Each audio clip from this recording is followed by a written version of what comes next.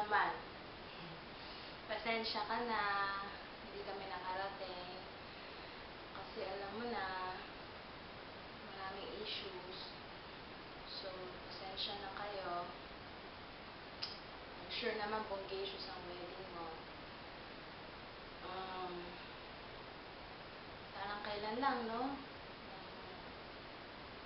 Wala pa tayong mga boyfriend dati. Nagkakwentuhan lang tayong mga crush natin. Ngayon, bigla nagka-boyfriend. Tapos, si mami lagi sinasabi, oh, kayong dalawa kayo, boyfriend kayo. Tandaan nyo, kung gagawa kayo ng kalokohan, huwag kayo sa akin mahihiya, sa daddy nyo.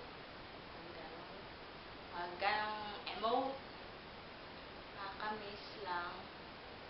Nakakamiss din yung mga date natin dalawa, shopping galore. Kahit ikaw lang may pera, nililibre mo naman ako lagi, kaya no problem. Tapos binigyan pa ako laging pera.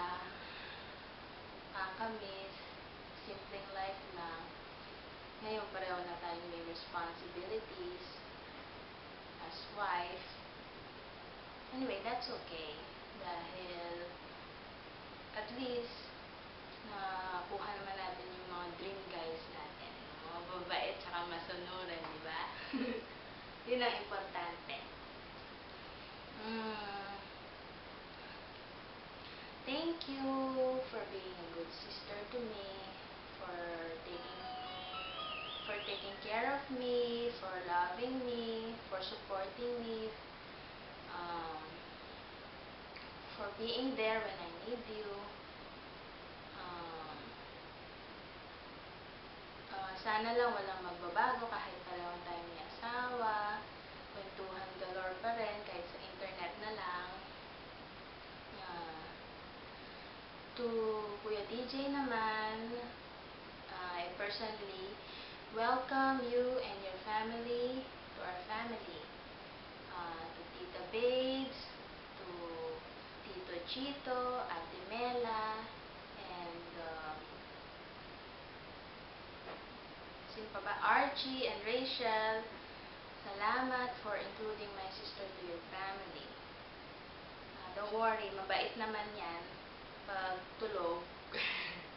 And buset pag gutom. Pero all in all, okay naman yan. Sa liliit-liit ng pasensya ko, yun ang kinahaba-haba ng pasensya niya. Kaya, mas okay. Congratulations sa wedding nyo. I hope and pray that you'll have a happy